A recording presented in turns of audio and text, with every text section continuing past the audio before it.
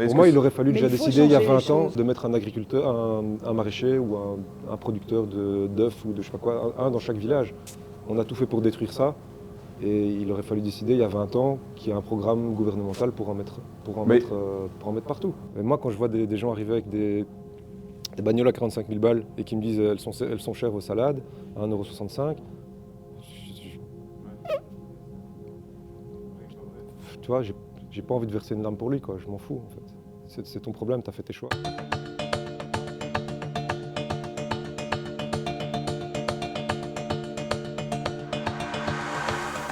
On est très heureux d'être ici dans le cadre de notre périple, comme on peut l'appeler, périple agricole. Vu tout ce qui se passe, bon, ça fait longtemps que Kéros avait déjà commencé à parler d'une autre agriculture, mais vu ce qui se passe et les manifs qu'on a couvertes à Bruxelles, on a décidé d'aller rencontrer les agriculteurs. Aujourd'hui, on est dans une coopérative avec Catherine et Mickaël qui vont un peu nous parler de ce que c'est une coopérative, la botte paysanne, depuis quand elle existe et un peu, est-ce que c'est un modèle qui peut généraliser. Et voilà, ceux qui ne connaissent pas, parce que c'est beau une coopérative, c'est bucolique, mais à côté il y a les grandes surfaces. Et j'aimerais bien qu'on parle de ça aussi. Donc bonjour à vous deux et merci de nous accueillir dans la coopérative La Botte Paysanne. Salut. Salut. Alors depuis quand existe la Botte Paysanne et qu'est-ce que c'est ce lieu, même si ça paraît logique et qu'on sait ce que c'est, on peut nous expliquer? On a démarré en 2016 à Troyes. En fait, moi j'avais cette étable qui était inoccupée depuis un bout de temps. C'est la ferme. C'est une ancienne étable ici. Une ancienne étable, oui, c'est la ferme de mes grands-parents. Et à côté de ça, à 1 kilomètre d'ici, il y avait Cyril qui était un gamin du village qui s'installait en tant que maraîcher. Puis il a croisé le chemin de Mickaël et puis ils se sont installés tous les deux en même temps sur le même terrain. Et on a commencé à aménager très gentiment avec un tas de bouts de ficelle et de palettes cet endroit-ci pour y vendre les légumes. Avec un peu d'œufs, avec un peu de beurre, et puis au fil du temps, 1 + 1 + 1, produit et producteur, on s'est vite dit que oui, on avait lancé ça en bout d'essai pour voir si ça fonctionnait d'abord entre nous, c'est le plus important, le facteur humain, et puis si ça fonctionnait avec les mangeurs. Et ça fonctionne? Et ça fonctionne, et donc fin 2017, on a lancé une coopérative à 6 producteurs, et aujourd'hui on est 42. Fantastique. Ouais. Et Mickaël, tu es maraîcher à la ferme de, je ne me trompe pas, Bézignol. Bézignol, ouais. Bézignol, tout près d'ici. À une 15-20 de kilomètres. Ici, on est à Civry-Rance. On pourrait dire, tu as déjà beaucoup de boulot, tu as 2-3 hectares, je pense. Ouais, 2 hectares 4. Certains pourraient se dire, tiens, pourquoi encore s'occuper de l'aspect, tu as la production, pourquoi s'occuper de l'aspect de distribution, vente? Et ça, on pourra faire un lien avec les revendications des agriculteurs, notamment qu'on a vu à Bruxelles.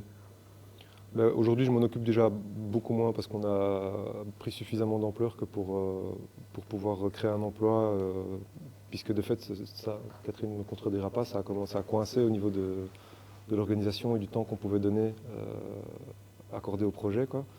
Et donc aujourd'hui, il y a quand même plein d'éléments qui roulent par eux-mêmes, pas tout seuls, mais qui ont été autonomisés au travers de Pauline, notre vendeuse, et aussi de bénévoles qui donnent un petit coup de main. Et du coup, nous, on suit ça d'un peu plus loin. C'est un projet qui roule, mais on a dû mettre beaucoup d'énergie initialement pour pouvoir nous garantir des ventes les plus directes possibles. Et donc, comme disait Catherine, ça a démarré sous forme d'une association plutôt de fête. Et ensuite, ça a continué sous forme coopérative, donc vraiment avec le statut de société coopérative. Et donc tout le monde a suivi, aussi bien les bénévoles que les consommateurs. Et grâce à ça, on peut vendre nos produits le plus direct, le moins de chaînes possible, avec le moins d'intermédiaires possible, quoi. Donc l'évidence, elle est là, c'est si tu veux être bien payé, il faut avoir le moins d'acteurs possible qui viennent piquer dans ton assiette, quoi. Et ça fonctionne comment normalement dans la distribution classique? Quelle est la différence ici? Parce que c'est un circuit court, quoi. Ouais, c'est le producteur qui vient livrer, on ne négocie pas les prix avec lui, c'est lui qui décide de son prix. Après, si le montant est un peu trop élevé, c'est le mangeur qui va sanctionner ou pas. Et ici, on n'a pas forcément des gens autour de nous qui ont un gros pouvoir d'achat. Donc ça, c'est la volonté aussi des producteurs de ne pas vouloir casser la baraque et de vendre à des prix de fou. Alors que normalement, c'est la grande surface qui détermine le prix et qui fait jouer la concurrence entre les producteurs qui doivent produire le moins cher possible et qui donc en fait n'en vivent pas. Comme on avait dit quand on était à la ferme Arc-en-Ciel, il y a des maraîchers qui gagnent 500 € quand ils sont bien payés par mois. C'est dû aussi à ce système de grande surface, ou surtout, ou qu'est-ce qui peut expliquer ça d'autres, ou c'est tout un système où les gens ne gagnent pas assez ou mettent plus assez dans le panier alimentaire. Oui, il y a un peu de tout. aussi, Hein. ouais. Ici, on sent la crise quand même, la crise économique assez présente. Les chiffres ont diminué un tout petit peu, mais ils ont augmenté par le fait qu'on a de plus en plus de mangeurs qui venaient ici. Les gens cherchent de la qualité quand même, cherchent du local. Ici, on vend quasiment que du produit bio. Mais ce qui attire vraiment nos mangeurs, c'est le fait qu'il faut régulièrement... Les producteurs, ils savent qu'on ne joue pas avec les distances. On ne va pas aller chercher des légumes à l'autre bout de la planète. Il n'y a pas de producteur chilien ici Ben non. ou de Nouvelle-Zélande? C'est con parce que tu as la vue sur les agrumes, mais c'est pas. Ah ouais, non, mais... C'est pas représentatif du Non, magasin. non, On non. a un peu d'agrumes. Oui, pour on pas fera un être sur tour de des toute pommes et façon des dans le pommes. magasin. Non, on s'en doute bien. Et les Mais- agrumes qui sont là viennent par le biais d'une D'autres- coopérative Ouais. qu'on connaît aussi. Ouais. Et donc, chaque fois, il y a un visage derrière chaque produit d'abord. Et s'il n'y a pas un visage, il y a une enseigne qui est une coopérative. Ouais. Et après, on va pas se mentir, ils viennent pas non plus que pour nos belles gueules. Ils viennent aussi parce que, regarde, la condensation qui sort de ma bouche, il n'y a pas de chauffage ici. On a tout fait avec comme disait Catherine, avec des bouts de ficelle. Et du coup, on fait l'effort conscient de maintenir des marges faibles pour le magasin. Et en fait, l'objet social de la coopérative, c'est de faire vendre les produits paysans. C'est pas de mettre un max de zéro sur le compte de la coopérative. C'est de s'en sortir avec le moins de charges possible pour pouvoir garantir les meilleurs prix possibles, rémunérateurs pour les paysans et aussi avoir et accessibles aussi pour les clients, quoi.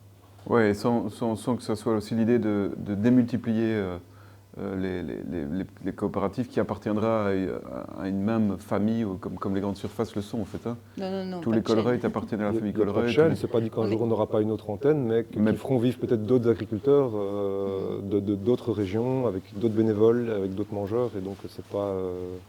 Il n'y a pas de notion d'empire, ça, c'est clair. Par contre, on est très solidaire avec d'autres coopératives au sein du collectif 5C, qui réunit 42 coopératives en Wallonie et Bruxelles. Et il y en a une qui n'est pas très loin d'ici, et on collabore avec eux régulièrement sur de la com, fait des fêtes ensemble. Et ça, c'est vraiment important. On n'est pas des concurrents sur le territoire, on est vraiment complémentaires. Ça, vous n'allez pas voir chez l'autre les prix qu'il fait pour diminuer? Ça arrive évidemment, mais il y a des explications à tout. Eux non plus ne négocient pas les prix avec les producteurs. Non. Et s'ils ont des prix moins chers pour certains trucs ou d'autres, c'est peut-être parce qu'un producteur a une machine plus spécialisée Ouais, voilà. pour la production de, je sais pas, d'épinards ou de quoi que ce soit. Et donc, du coup, il peut pratiquer des meilleurs prix. Mais moi, s'il y a un autre agriculteur qui fait des carottes ou des épinards à pas cher parce qu'il a la machine, ben, moi, ça me met toujours le même temps et la même énergie pour le faire avec la façon dont je le fais. Donc, ça me coûtera... Ben, voilà. Est-ce qu'on peut dire que justement la coopérative permet de maintenir des petites fermes alors que le modèle de la grande surface encourage l'agrobusiness? Oui. Et la spécialisation des cultures. Et qui dit spécialisation des cultures dit tendance vers la monoculture, donc destruction de la biodiversité, etc. Donc c'est deux modèles incompatibles en fait. Oui, Bah ouais. quand même assez fort. Parce que c'est ça, comment on réconcilie les agriculteurs qui sont à Bruxelles et qui font du 50 hectares avec des petits agriculteurs qui n'étaient peut-être pas là, en fait, les petits qui ont des fermes, ils n'y croient pas, ils n'étaient pas là. 50 hectares, t'es gentil, hein, il y en a que c'est... 50 hectares, c'est rien. Hein. Ah, c'est rien, 50 hectares. Non, il y en a, Ça dépend pour je faire connais. quoi.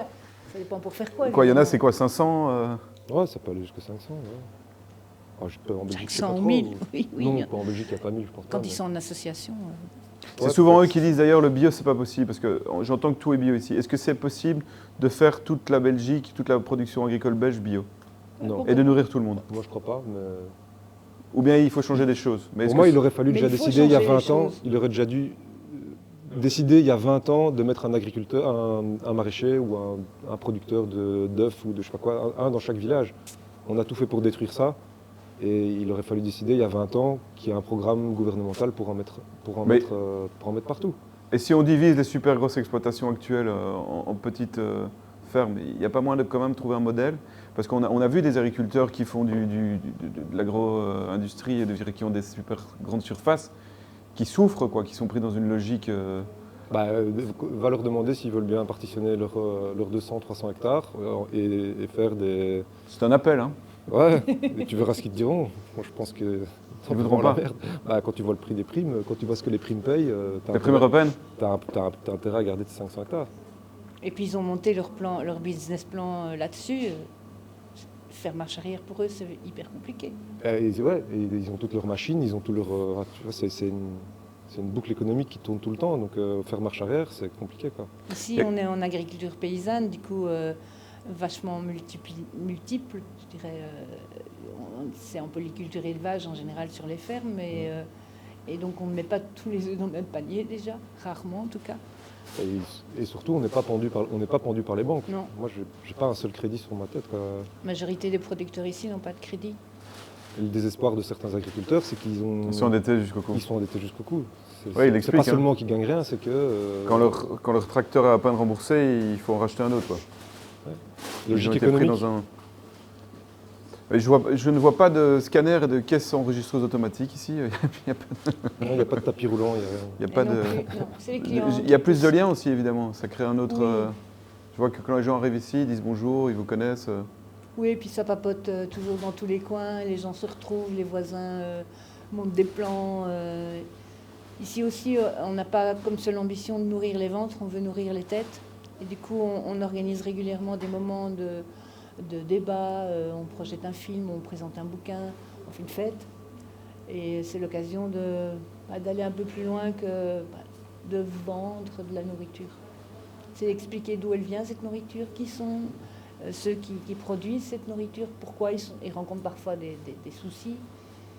On a parlé l'année passée de l'abattage. On a 3 producteurs de viande. C'est parfois un peu compliqué d'expliquer qu'on tue un agneau. Ouais. Mais si on l'explique, on explique tout le respect que le producteur peut avoir pour son agneau, c'est vachement mieux, quoi. Et même sur d'autres mythes et légendes, quoi. On pense souvent au cas de la tomate. Il n'y a pas de tomate en février. Bon, malheureusement, on nous le demande encore aujourd'hui.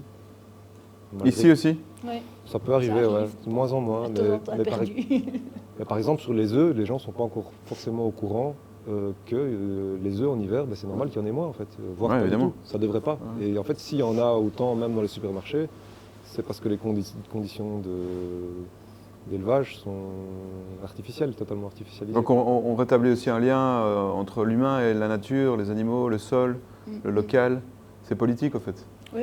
Oui, on a une démarche très clairement politique. Ouais. Dans le bon sens du terme. Et est-ce que vous êtes soutenu justement par...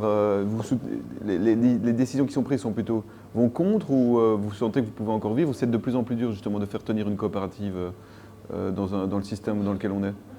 Non, avec la méthode de travail qu'on a, nous, et la philosophie qu'on a, c'est de plus en plus facile. On n'a jamais vraiment composé avec les politiques. Avec les politiques. Enfin, on s'est toujours démerdé par nous-mêmes. Même moi, dans ma ferme aussi, j'essaie un max de rien demander, en fait. Ouais, et c'est là que les agriculteurs sont pris, c'est qu'ils dépendent, comme tu le disais, des banques, mais qui dépendent des politiques européennes aussi. Et des réseaux de distribution. Moi, je veux dire, j'ai été une fois m'asseoir à une table chez un négociant, c'était chez Leclerc ou Intermarché, ou je ne sais plus quoi. C'était au tout début quand je commençais à chercher des débouchés et tout ça. Et je savais pas encore tout le réseau ici, quoi. Et le gars, il m'a dit, ouais, je peux te prendre, je sais plus, 50 000 salades par an. Je dis, ah ouais, 50 000, ouais, c'est bien et tout. Tu sais, moi, je suis un peu comme ça, je suis content, quoi. Et puis, il me dit à la fin, je peux te payer 35 ou 40 cents, un truc comme ça. Et ça, c'est le prix au tout début. L'année d'après, ça aurait été 35, et puis 25, et puis 20, et puis... Une fois qu'on est dépendant. Ah ouais, parce qu'il y a un nouveau qui est arrivé, lui, il veut bien 35. Tu suis ou tu quittes, quoi, tu suis ou tu quittes. Et en fait, ils te mettent la pression comme ça. Puis j'ai réfléchi 2 minutes, je me dis, ok, ça va peut-être me faire un bon paquet de fric à la fin de l'année, mais je vais quand même devoir me baisser 50 000 fois pour ramasser... Alors, je préfère en faire Moins. En faire, je sais pas moi, 40 000 de moins, et en fait les vendre à un bon prix. Je soigne mieux mes lombaires, et ça peut me permettre en plus de continuer à faire de la diversité.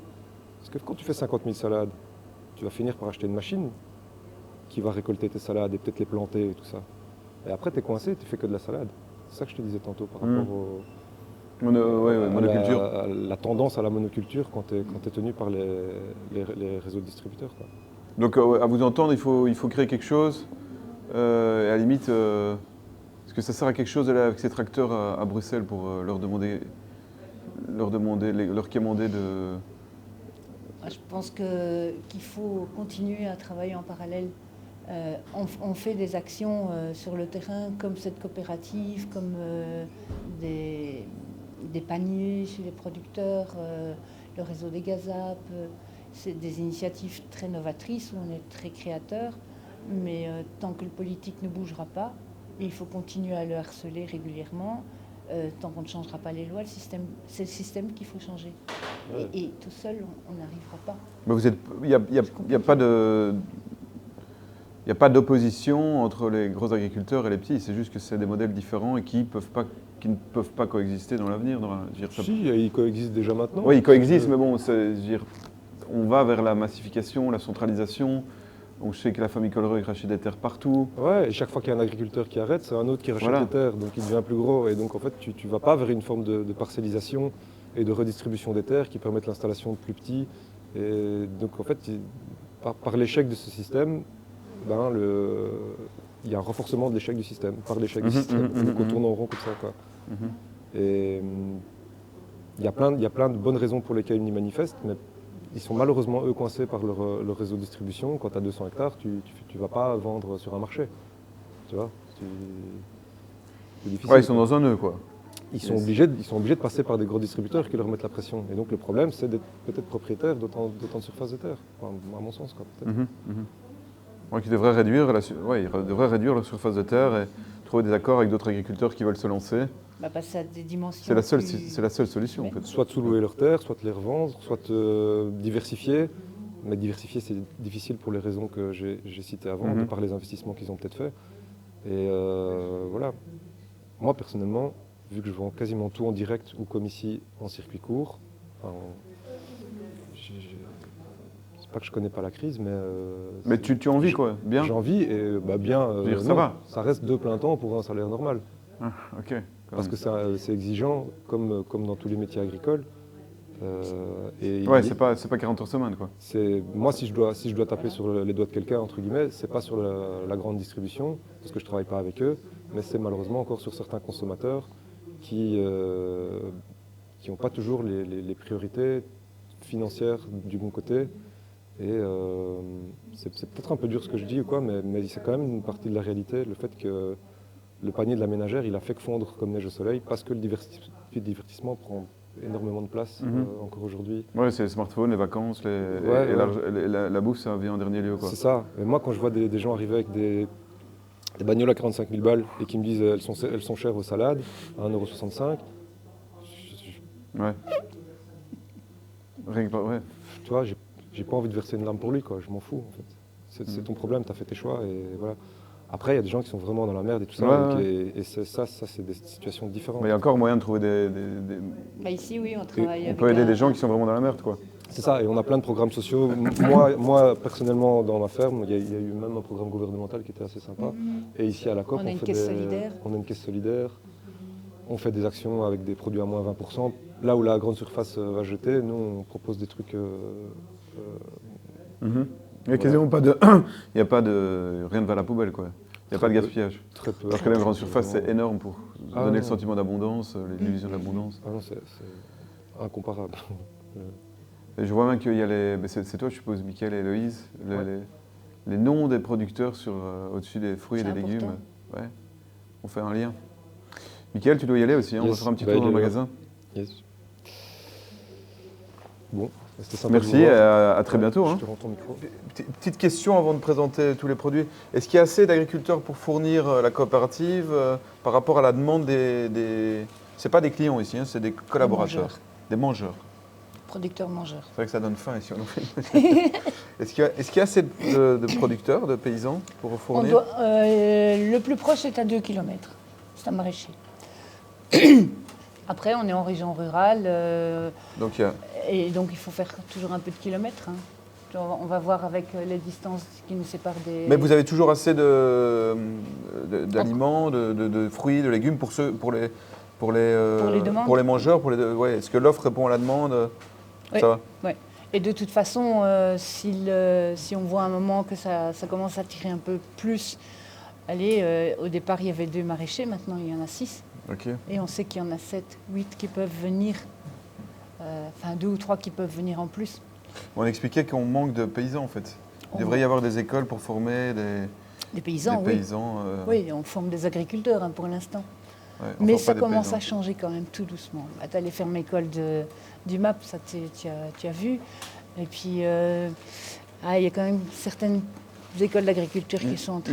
Il en manque combien en Belgique si on était dans un monde parfait? Il faudrait combien de paysans? Moi, je veux 1000. Moi, je veux 1000 nouveaux. 1000? Oui. C'est même trop peu. Et en France?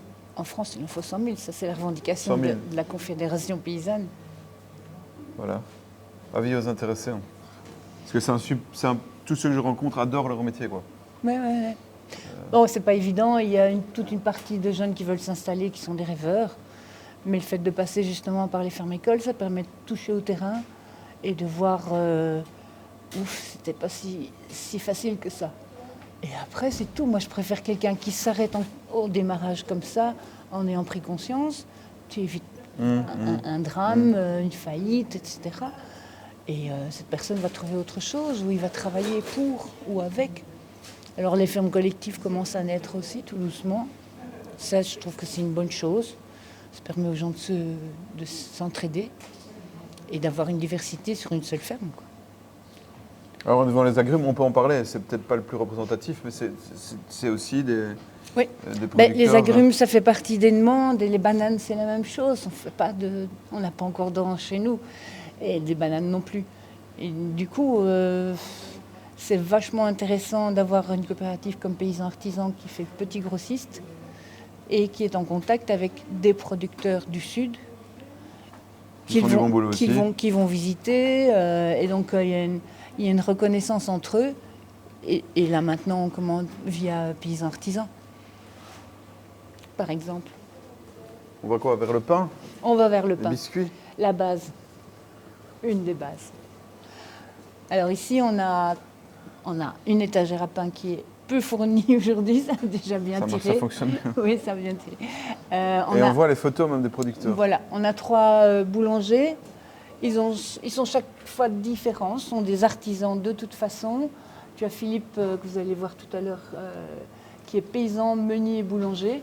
Donc lui sélectionne ses semences, travaille avec des semences population, avec du blé population. Il a son moulin à la ferme et il a un grand four. Alors c'est aujourd'hui Philippe qui nous livre. Et vendredi, c'est la tartine errante qui va livrer. La semaine suivante, ce sera Philippe qui livrera le vendredi. Et eux deux, là au centre, le Maspin, eux sont plus viennoiserie, pâtisserie. Et donc eux, ils nous amènent les petites douceurs. Ils font du pain aussi. Hein. Mais voilà, entre les 3 boulangers, il y a un accord pour qu'il y ait une tournante. Et que quand il y en a un qui est malade ou envie de vacances, les autres reprennent. On a toujours du pain. En additionnant les productions de ces 3 boulangers-là, on a 27 pains différents. C'est super. Ouais. Et alors comme Philippe fait de la farine, les autres travaillent pas avec uniquement sa farine, avec pas mal de farine. Et Philippe nous vend aussi sa farine. Donc il y a un tas de gens qui viennent ici pour acheter la farine parce qu'ils font leur pain eux-mêmes. Ouais. Et ça, c'est génial.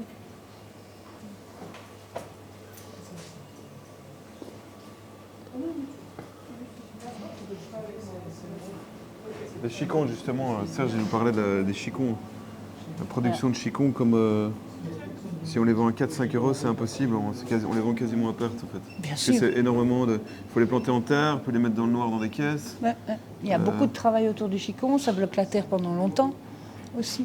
Donc c'est un prix minimum pour qu'ils puissent... Voilà. Mais ça, en grande surface, les gens, ils se détournent, quoi. Ouais. C'est surtout, en fait, le propriétaire de la grande surface qui va jamais accepter des prix comme ça, quoi. Non, non, non. Ou alors il en prendra quelques paquets Ouais. qu'il mettra en tête de gondole pour montrer qu'il a du producteur local aussi. Ça aussi, hein, l'arnaque. Oui, oui, ça, ils aiment bien. Ouais. Marie-Étienne, maraîcheur. Marie est à Suris, c'est une ferme multiple aussi, polyculture élevage. Ils ont des vaches et donc du lait avec lequel une fromagère fabrique du fromage qu'on vend là. Et Marie, elle élève des légumes. Elle est belle. Ouais, c'est une très chouette ferme où, merci, où ça les- mélange aussi. Le Merci. chien qui suit. Et ben voilà, justement le fromage qui est fabriqué avec le lait de la ferme de Jean Pignol. La viande, justement. Alors la viande, on a 3 producteurs de viande qui font aussi d'autres choses à côté. Le paysan boulanger dont je parlais tout à l'heure, Philippe, il élève des cochons. Pourquoi? Parce que ça a du sens sur sa ferme. Parce Ça va. qu'il produit des semences, il produit du blé, il fabrique du pain et les cochons, ils mangent les restes. C'est un équilibre. C'est en équilibre parfait, oui. Et par ailleurs, le cochon apporte des semences à la terre. C'est ce que un peu l'idéologie végane ne comprend pas, hein, parfois. L'équilibre dans une ferme, la nécessité d'avoir des... On a Des besoin animaux. des animaux sur les fermes. Ils apportent un engrais qui est vachement intéressant. Hein. Avec l'idée, évidemment, qu'on ne peut pas manger autant de viande qu'aujourd'hui on en mange. De toute façon, c'est impossible. Les producteurs ne pourraient pas suivre. Quand on voit la quantité de viande en grande surface. Mais il faut voir d'où elle vient cette viande. Hein. Ouais. Alors ici, donc, production de viande de porc, du paysan boulanger, viande d'agneau, mais là aussi, à la ferme du Saule, ils ont à la fois un grand verger, des petits fruits. Et donc, Catherine fabrique de la confiture. Et l'été, ils nous vendent des fruits. Mais il y a aussi la viande d'agneau et du miel. Et puis, dernier producteur de viande, c'est Farid. Lui, il est paysan boucher. Sans label pour agneau et porc, car la salle découpe du boucher n'est pas certifiée. Alors ça aussi, c'est un truc qu'il faut savoir et qu'il faut expliquer aux mangeurs. C'est que si je prends la viande d'agneau ou la viande de cochon, les prairies sont certifiées bio, ils doivent payer la certification, ils ont Ça le coûte cher. contrôle, etc. Le cochon, il doit être né en bio, donc certifié, coûte beaucoup plus cher au démarrage. Et puis après, il va à l'abattoir, qui est certifié bio, ouf, et il passe par un boucher qui découpe, mais, Et donc là, la mais salle- son atelier n'est pas certifié. C'est quoi une salle de découpe certifiée bio? Il y a quoi C'est la même chose. C'est des couteaux bio ou- Non, c'est la même chose. mais la viande bio ne peut pas être mélangée avec de la viande conventionnelle. Ah ouais. Et donc, là, en général, dans les abattoirs comme dans les salles de découpe, ils commencent par la viande bio et puis ils travaillent avec le conventionnel, qui pourrait éventuellement venir polluer le bio. Ah ouais. Donc voilà, elles sont vendues, alors qu'elles sont bio, elles sont vendues sans la certification finale. Idem pour les confitures dont je parlais. Mais il y a la Catherine- confiance Oui, du mangeur. Donc. oui, on explique. Il faut expliquer aux gens. Les gens ne savent pas qu'il y a une certification, un contrôle, quelque chose à payer à chaque fois. Et nous, ici, en tant que magasin bio, on paye aussi une certification. Et donc, il y a aussi un contrôle. On paye ça au gouvernement? Non, on Ah. paye ça à un organisme... Privé? Oui, privé. Ah oui, privé. Certicis. Ah, Il c'est faut un Certicis, organisme privé pour... Qui appartient à un gros consortium ou... Non, Certicis, je sais pas. Ouais, non. C'est un gros certificateur. Donc mais- il envoie des gens pour vérifier, pour faire des contrôles. Et lui, en tant qu'organisme indépendant, certifie qu'on est bien en bio. Et nos producteurs aussi. Ça fonctionne pas, ils sont super bien, ce Certicis. Je veux dire, c'est un peu un... Que ce soit Certicis ou les Ouais. deux autres, on commence à avoir pas mal de revendications par rapport à ces organismes et au bio de manière générale. Ouais. Donc quand les gros producteurs disent le bio c'est bidon, ils ont raison sur certains points, quoi. Le bio, c'est pas bidon. On a souvent ce débat-là On les a entendus à Bruxelles dire ça, ouais. avec des mangeurs. Bio, c'est bio. Ouais, bio c'est bio. Il n'y a pas 36 000 définitions, sauf que le bio du départ, il avait beaucoup plus de valeur humaine, environnementale. Aujourd'hui, Il était récupéré.